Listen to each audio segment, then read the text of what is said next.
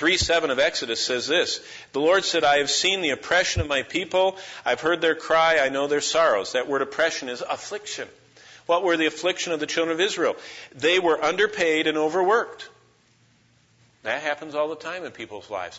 There are many people who are underpaid and they kill themselves and they overwork. And you know what God says? I know that affliction. Instead of you fighting it off, I want to teach you something through that. And that's what He does often in our lives.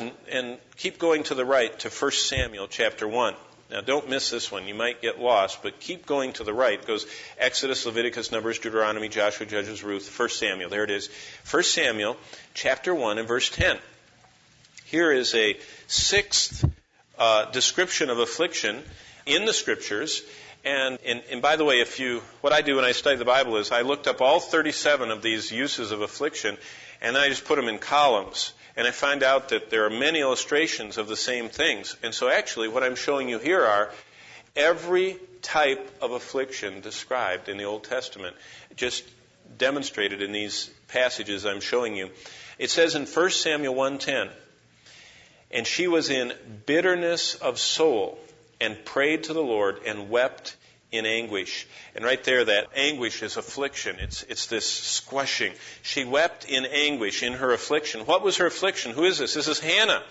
Hannah, the mother of Samuel.